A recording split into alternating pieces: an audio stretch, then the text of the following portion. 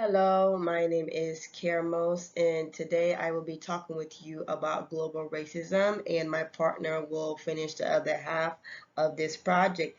But before I get started, I want to pay my respect to some people and my people around the world by saying Sakpase, Ni hao, Hola, Namaste, Aloha, Shalom, Jambo, and Salu. And so today we're going to be talking about global racism. And this project was brought up in my this semester class, sociology, which we had to pick a social problem and we had to figure out ways that we could either fix the problem or reduce the problem. And so that's what we have today. So I'm very excited to share this project with you guys, and I hope you enjoy it. All right, so we are going to start with, now we are on slide, we would say slide one. So slide one, I am talking about what is global racism. So from my point of view and many others' point of view, that they may agree or disagree on. So so when you look at the picture on the left, this is myself, both of the picture of myself. You see my race, my color, my descent, my national origin, my ethnic origin, all the above, right? And then if you look at the picture on the right, which is also me, what what people should see is, a mother. I'm really connected to Mother Nature. I'm a leader, a mentor, an activist. I have my degree as a master herbalist, so I love healing and giving healing advice. I'm very traditional when it comes to the history of my peoples and keeping that history strong. The messenger, old fashioned. So I put this slide together because this is showing you a little bit of what global racism is. Um, if you look, when we look at people or look at the world, we see what we see, but we don't really understand what we see or who they are or what the country is or what they're actually going through outside of their race, their color, or what you see with your eyes. But when it comes to you experiencing and living their truth, then you will actually see their true identity. So that's what I wanted to show here on slide 2.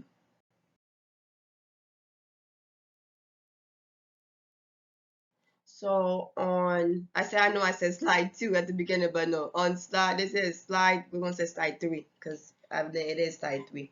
In slide 3, we have the statistic as the number of people affected by global racism. Well, everybody is affected by global racism. Like that famous saying, we're all in this together.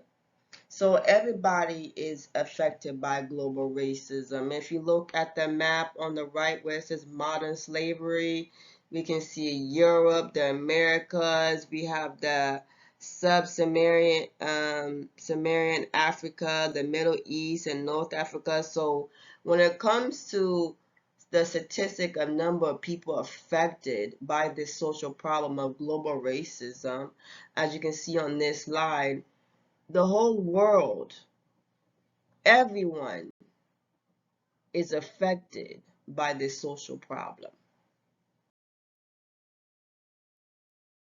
Now, when we come to slide 4, I am defining the global problem.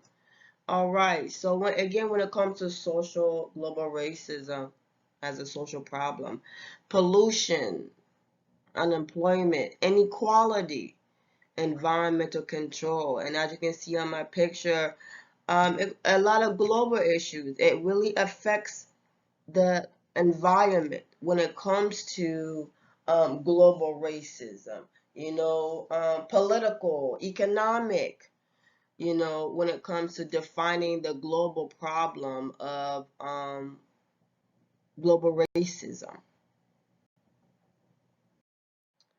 Okay, now on slide 5, there's no way we all or myself cannot talk about global racism without talking about global poverty, the redlining, also including, for example, you may have heard this quote: the rich must stay rich and the poor must stay poor. That's one big thing that surrounds global racism and why poverty plays such a big role in it. I clearly myself, and I know others can agree, that the poverty line that is set for us citizens was not created by us. It was created by people who has never or will never experience poverty.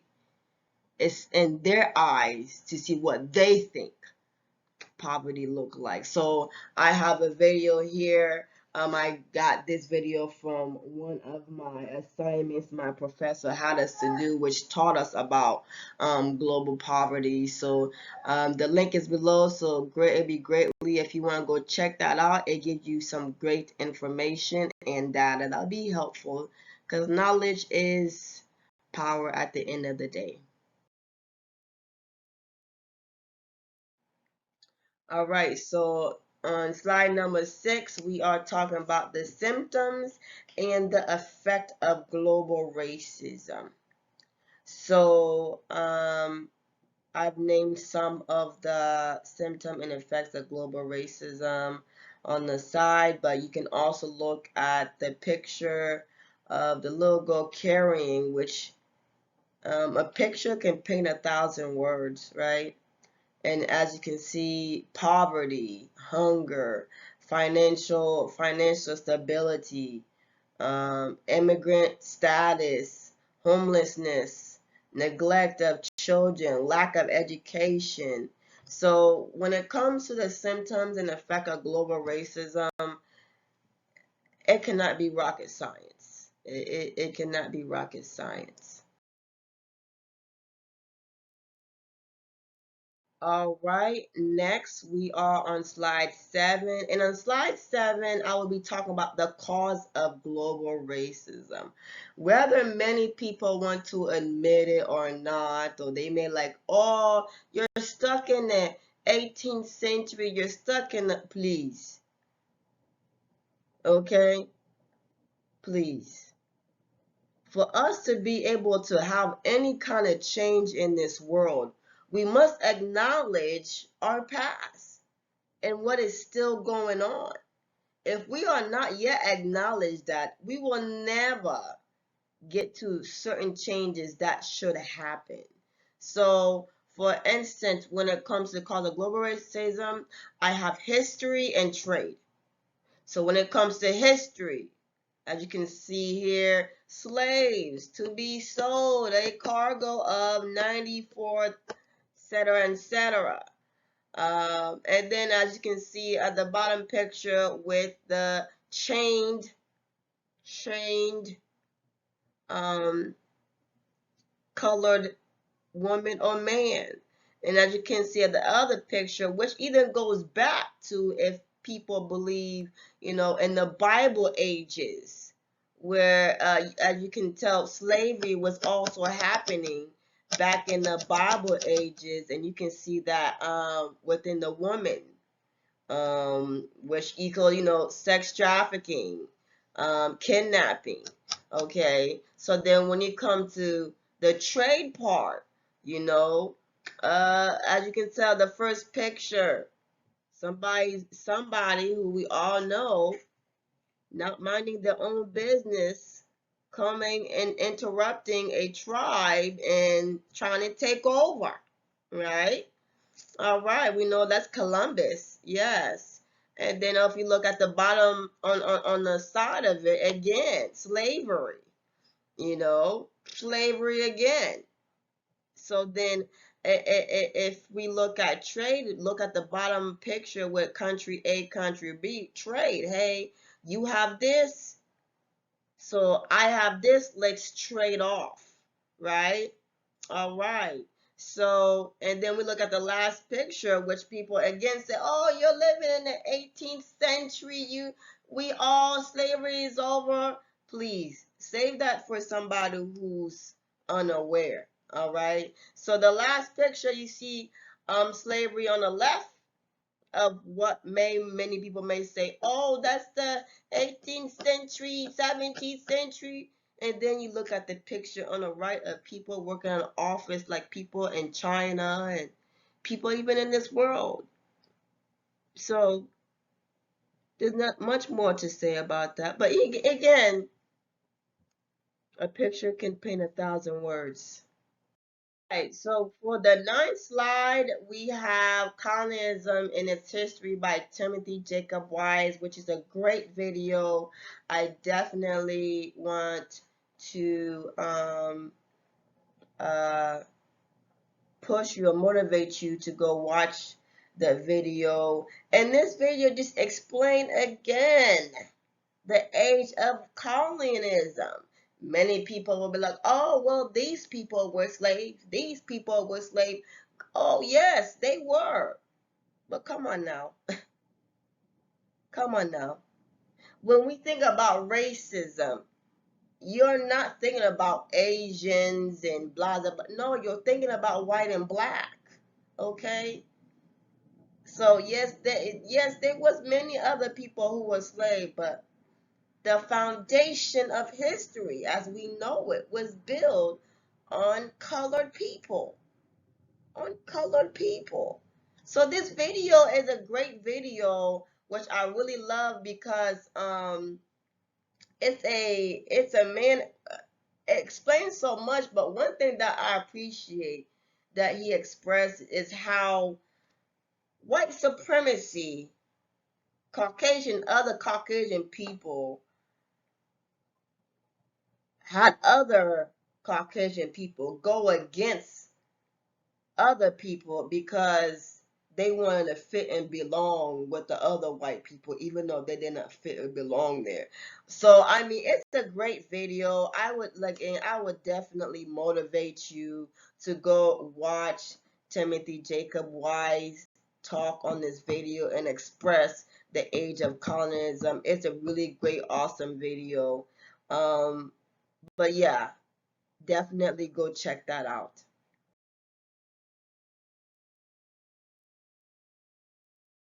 So when it comes to slide nine, we are expressing some various issues of global racism.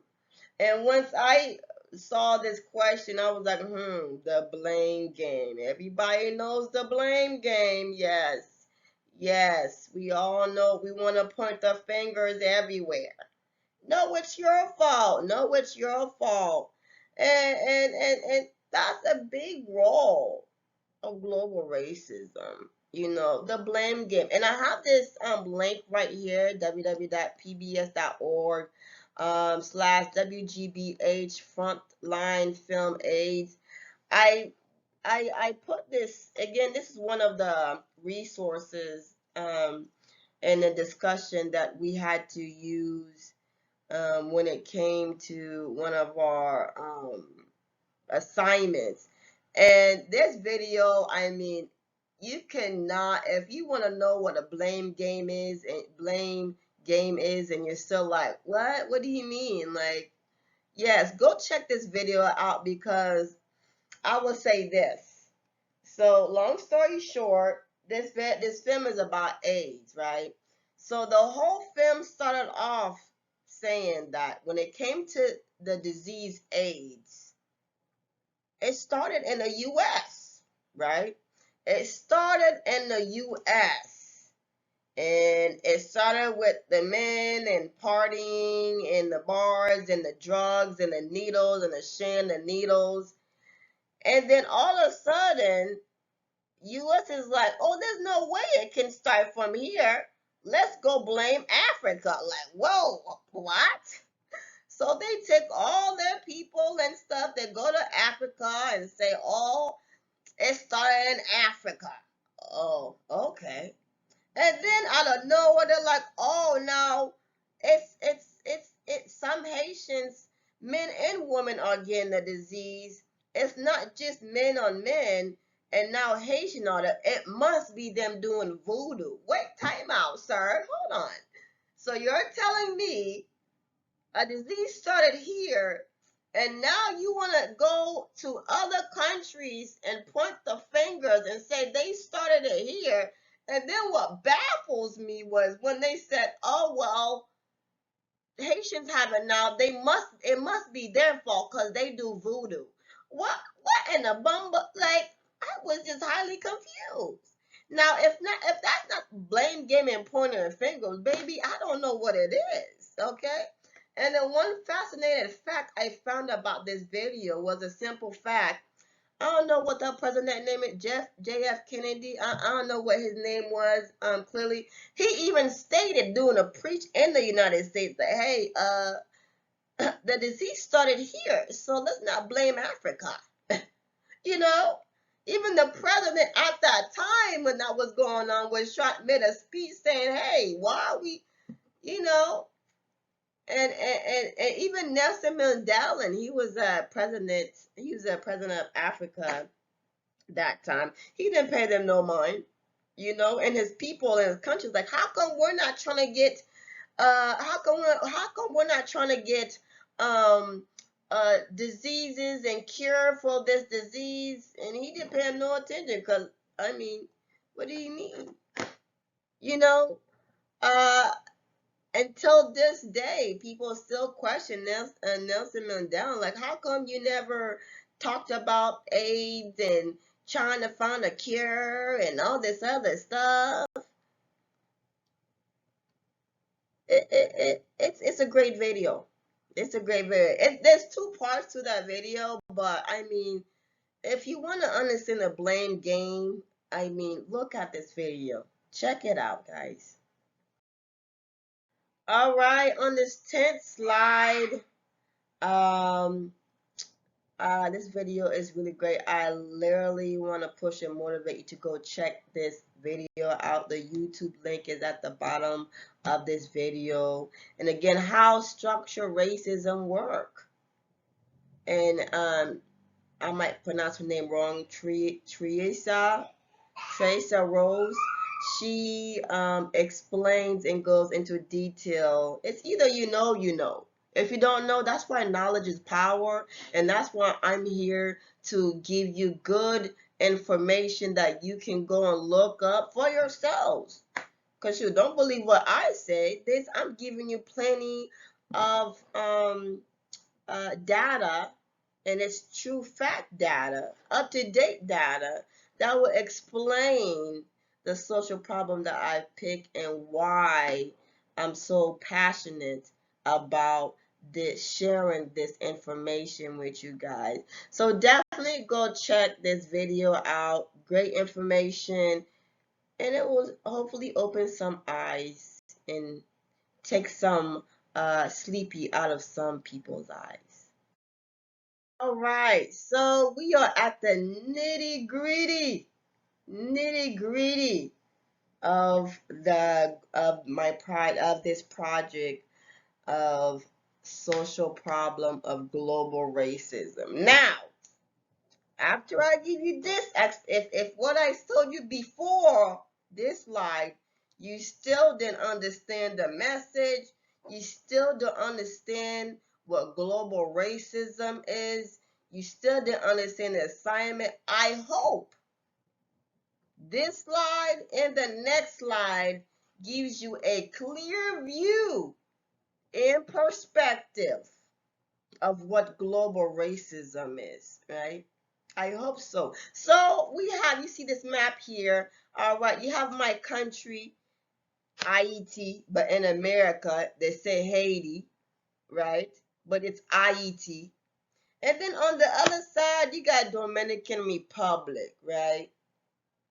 Now, mind you, we know that these two countries share an island, right? So these two countries are in the same island. Same island. So what do you think if one thing happened on one side, wouldn't the same thing happen to the other side? I mean, I would think so because they share an island, right? They share an island. All right. So let's go to the next slide and then we will just see again a clear view of what global racism is, okay? Look at the map now. We see Haiti on one side, Dominican Republic on the other side. But one thing they have in common is they both are one island. One island, right? Okay, let's go to the next slide. Now, my friends, can somebody please tell me if Haiti and Dominican Republic share one island? How come Dominican Republic look like this, but Haiti look like this? Uh-oh. Uh-oh. Wait, so you're telling me now I'm not for sure, but there's been, I don't know, probably between 3 to 5 hurricanes, right? 3 to 5 hurricanes. And you're telling me the hurricanes only hit one side every single time? Oh, there's no way you're telling me that one island that shares same islands every time there's a hurricane. Mind you, there's been at least 3 to 5 or even more. If you know how many, comment below. I'm going to be posting this on YouTube. But there's no way you're telling me that these two countries share the same island. But every time there's a hurricane, Haiti is the only one that get damaged and destructed and flooded and all this other stuff. And DR, I guess they're just blessed and highly favored that I guess the hurricane never touches their island, even though they are Haiti and DR are one island. Look at that. Would we say that's luck? I mean, honestly, would you say that is luck? That every time there's a hurricane, that DR is blessed and highly favored and they never get hit? I don't think so. This, my friend, is called global racism. Global racism, my friends, right in front of you. And the funny, crazy thing is everybody always like, oh, poor IET. Oh, let's go help IET. Where does that money go? Well, it surely don't go to IET, baby. Because if that money was going to IET, why does IET still look like this? And Dominican Republic look like they're flourishing like Africa. You know how people, they're flourishing. Dominican Republic is flourishing like Africa, like New York, New York City, like Las Vegas. Like they look like they're just getting money out of everywhere. But we all have these help IET out and these fundraisers, but where's the money going? Can somebody tell me where's the money going? Because it's not going to IET. Because if you say that there's fundraisers and there's money that is going to my country, you are as blind as a bat. You in denial, like in denial itself. And if you want to sit here and tell me that this is not global racism, well, my friend, I guess we can share the same island and be hit with hurricanes over and over, and only one area get infected even though we share the same island. And all these donations that we are getting is going to Haiti, but what is being fixed? Because I don't see nothing being fixed. Uh, There, my friend, is global racism. You either understand or you don't understand. Yes. Right, my friends, on slide 15. I thought this was just a little really fun fact, because again, knowledge is power. The head start map 4,000 years of world history, relative powers on contemporary state, nation, and empires. One thing I found unique about this map is I don't see black, white, Asian, Hispanic. I don't see color. Mm-mm. I don't see color at all.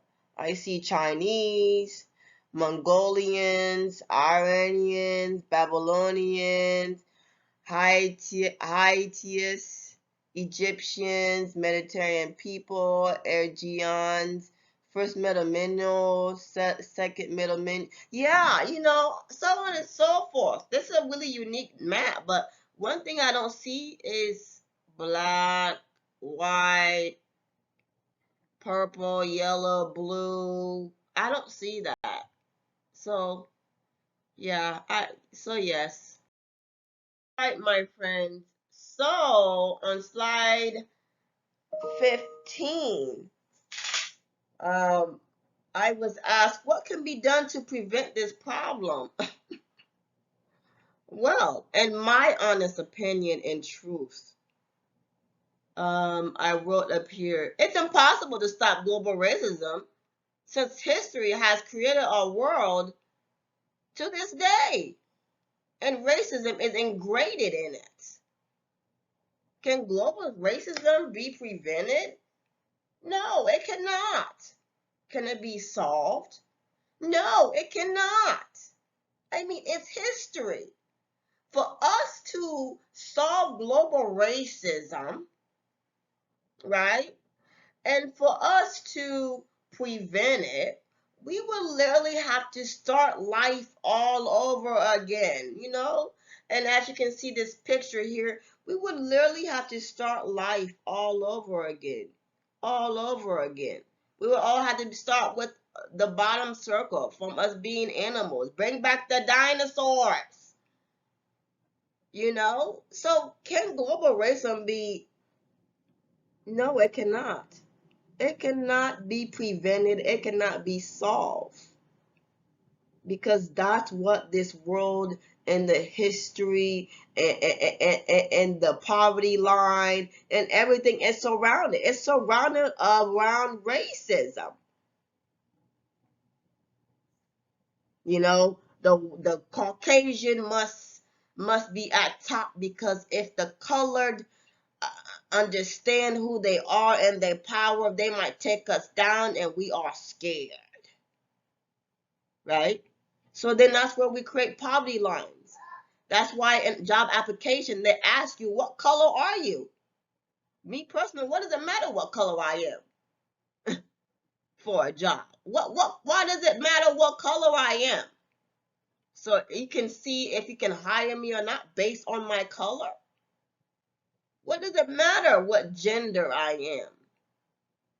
If I am LGBT or if I am a trans or whatever, what does it matter? If I'm certified, I'm certified. I should have rights just like you have rights. Inequality is what shapes the world, you know? Chaos is what shapes the world.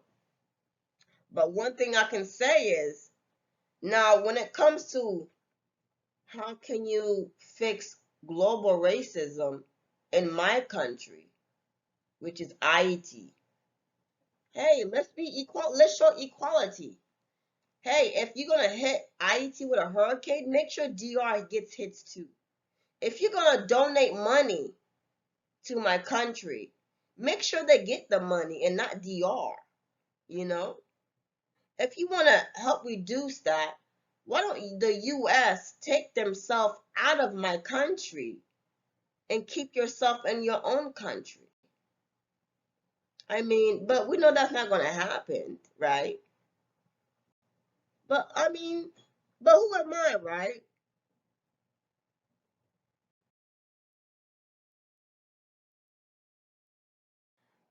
All right. So we're on, that was 14. We're on slide 15. My apologies. We're on slide 15. Global view of solving global racism. You know, again, a picture paints 1,000 words. How can we solve global racism, right? We can start caring about the environment. Stop trying to make sure that we're equal somehow. Stop saying, oh, you're, by judging people by the color of their skin or by the fact that they are LGBTQ or by the fact that they are trans, by the fact that they have curly hair and straight hairs are only allowed. I mean, that's how we can solve global racism. But again, we know that's not going to stop. We know that for a fact, right? All right. So on slide 16, global view of solving global racism as it continues. So again, like I said, we know we cannot stop it. We know that it cannot be unprevented. But one way we can definitely limit it or reduce it is by us, citizens and humans, finding our roots, understanding and acknowledging who we are, where we come from, who is our tribe, where we belong. You know, it's very important for you to know your history of your ancestors and who they are.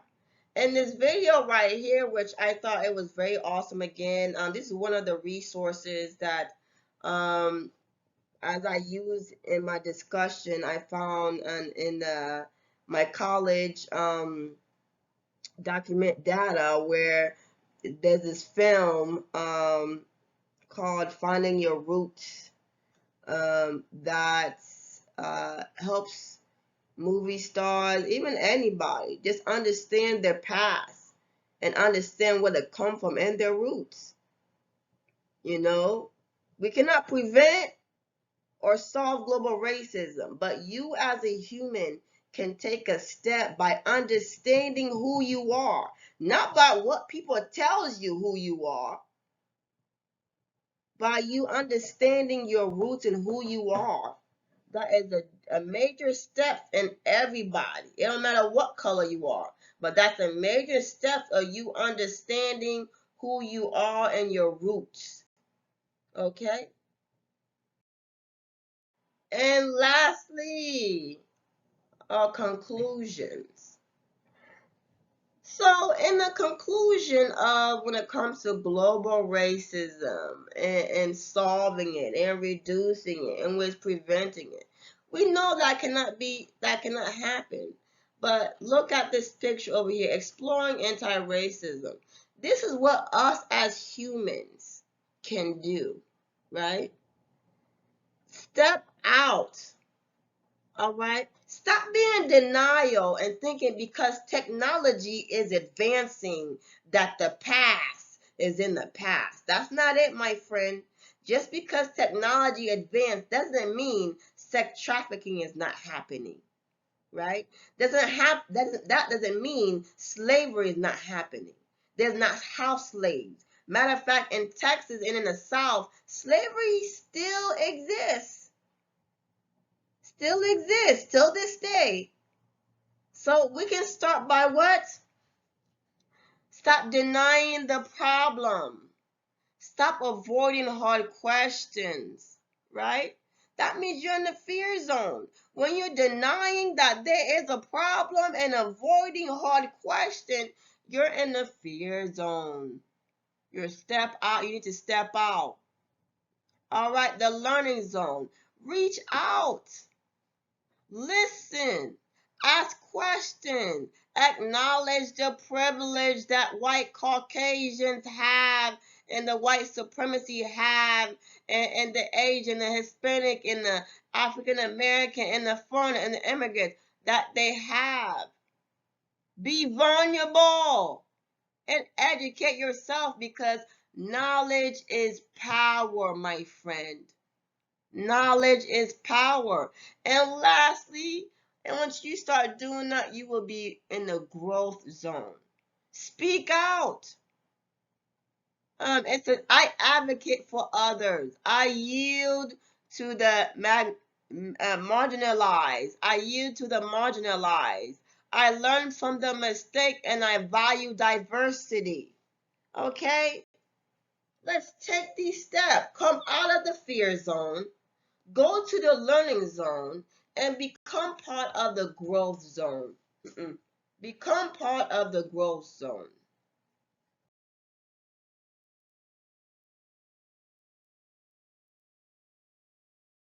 All right, we're almost done, my friends, and then my partner will be taking over. So, me as me, I want to share some food for the body and the soul. So these quotes were made by me. So if you're a spiritual individual, you love poetry, you are aware of your surroundings, I mean, you're just awakening. Hopefully this speaks to your body and to your soul. So one of my sayings is, again, made by me, right? How can I feed you knowledge, right, if you have not digested them yourself? One more time. How can I feed you knowledge if you have not digested them yourself? Yes, yes. Let that soak in. Let that soak in. How can I feed you knowledge if you have not digested them yourself? Right? Okay. And then my last quote to you, written by myself, is, can a blind man lead if he himself is unwilling to be led? One more time, again, feed into this knowledge. Can a blind man lead if he himself is unwilling to be led? Let it soak in. Let it soak in. And then lastly, but surely, lastly but surely, I had to share this poem with you by Maya Angelou. I had to share this because this is so beautiful. So beautiful. And it says the right thing. You either know or you know, right? All right. Still I Rise by Maya Angelou. You may write me down in history with your bitter, twisted lies. You may trod me in the very dirt, but still like dust, I'll rise. Does my sassiness upset you? Hey, why are you beset with gloom? 'Cause I walk like I've got oil wells pumping in my living room. Hey, just like moons and like suns, with the certainty of tides, just like hoops springing high, still I rise. Did you want to see me broken, bowed head and lowered eyes, shoulders falling down like teardrops? No, weakened by my soulful cries. Does my haughtiness offend you? Don't you take it awful hard? 'Cause I laugh like I've got gold mines digging in my own backyard. You may shoot me with your words.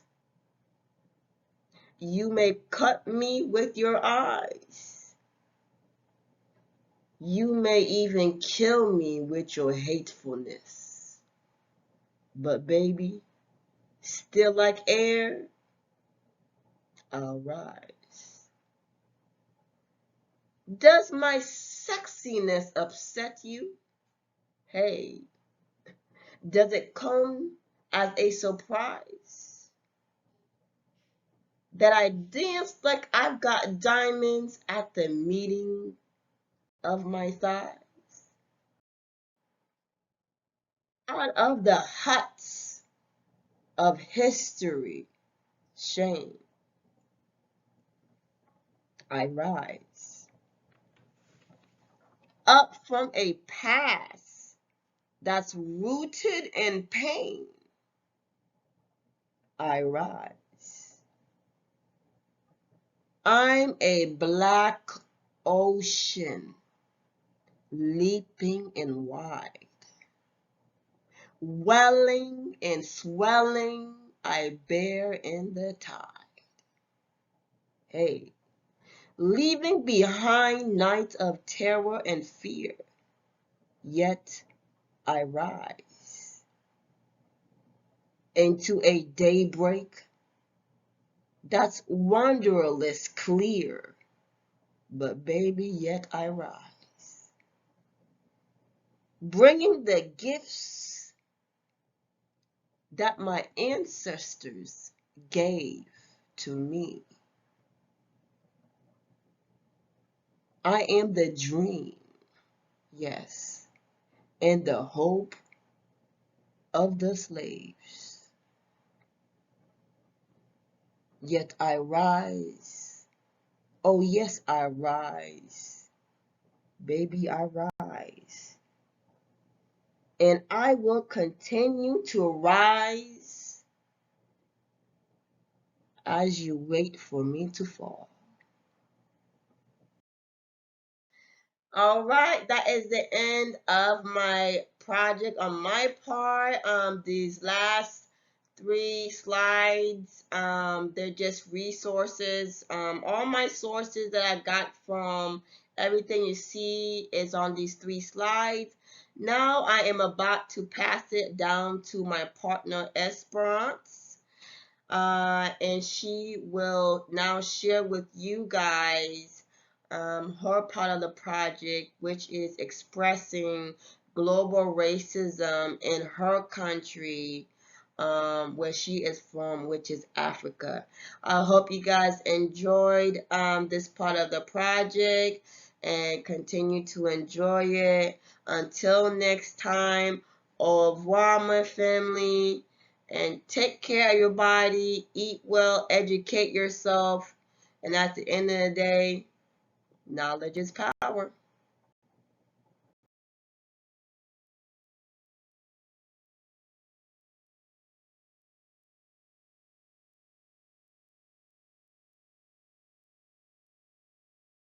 Hello everyone, my name is Esperanza Mori and today I'll be presenting about racism in Africa. I know that we are talking about global problems and in our group we decided to talk about global racism and choose one continent to go more in depth about racism. I know that I have talked about global racism, but I will be talking about racism in Africa. With that being said, let's get right into it. As we all know, almost the whole of Africa was colonized except Ethiopia and Liberia.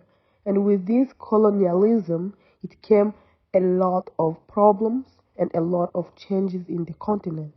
The second slide is about some stereotypes that most people have about Africa and what it really is, or some of the facts about Africa.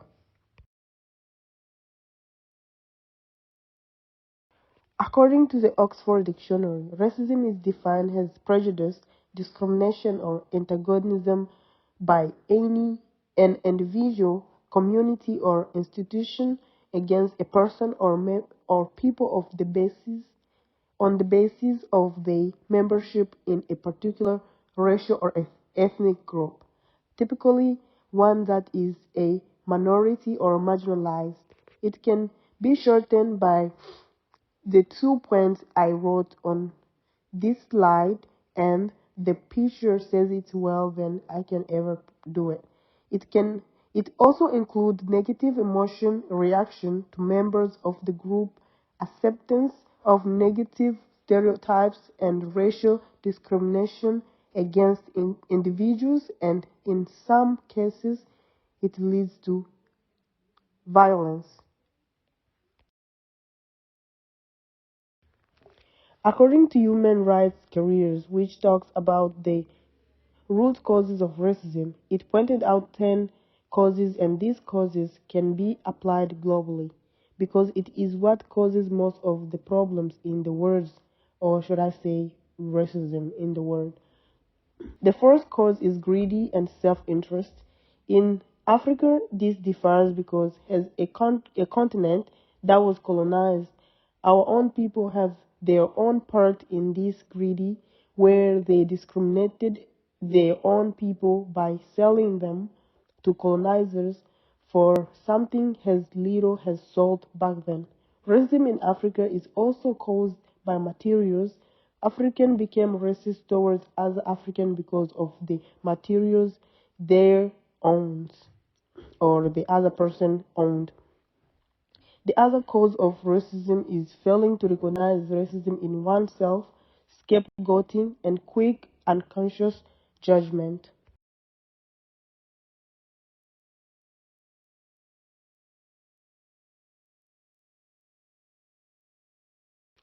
Other cause of racism is scientific racism. When science replaced religion and superstition as the intellectual at the end of 18th century, scientists started to categorize animals and plants. They also started categorizing humans. A good example of scientific racism is the Nazis who relied heavily on classification, eugenics, and other racist junk science when justifying the genocide. Scientific racism can be one of the big causes of racism in Africa than any other factors. Since racism been a recurring part of the history of Africa, it is fair to think that when scientists started categorizing humans, it brought division in the hearts of Africans. A best example is the Hotel Rwanda movie, where Hutu and Tutsi are fighting for power, which can be said about the other factors, colonialism, which is how they came to learn about their differences. Another factor that causes racism in Africa is genetic variation.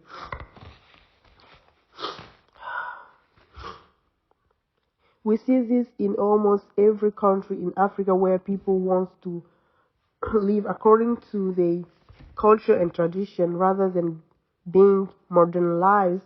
For example, some of the ethnic groups have suffered in the hands of Bantu people who discriminated them because of physical and genetic differences. Colonial, Colonialism is also the factor that causes racism in Africa because in every country that was colonized, there were those who stood with the colonizers and those who didn't. The other factor of racism, and also racism in Africa is caused by those who want power and those who do not want to be controlled. And this is how conflict comes in, and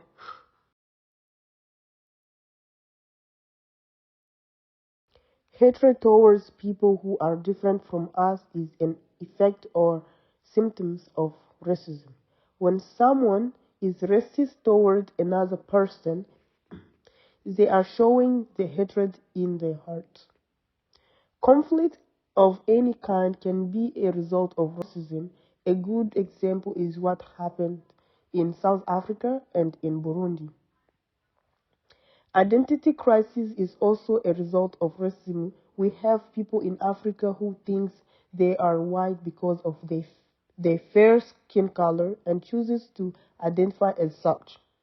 The problem comes when been you have identified as you have been identified as less of a human with others, and how it is hard to even pinpoint one thing and identify by it.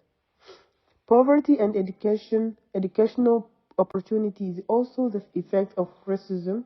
Not having self-consciousness is a result of racism too. Racism is a large problem to both individuals and society because without individuals, we don't have society. It impacts individuals' education, accomplishment. It brings injustice, inequality, divisions, inferiority. And I have seen a lot of my people feel inferior to other ethnic groups because of the way they look and dress. And sometimes it even makes some of Africans to be ashamed of their own culture. As a society, racism have impacted our lifestyle in Africa at a point where some things bleaching their skin to look like other ethnic group is better than being in the skin color God created them with. It also brought separations between tribes that speak the same language. Racism impacted the mind of most Africans because most African people to the point where they value people from other ethnic group more than their own people. As a society, there is lack of unity that was caused by racism and colonialism in Africa and the greedy and self-interest of the leaders in Africa. There is also a limited access to who owns what and who goes where in Africa. A foreigner can go to Africa today and have access to things that people who have been living in any country in Africa never have or been wanting to have for so long.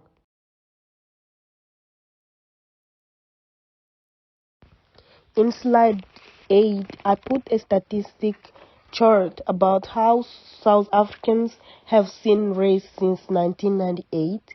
This is because apart from all other conflicts or genocide that racism caused, it is one that involves more than just people of the same skin color, but with people of different skin color.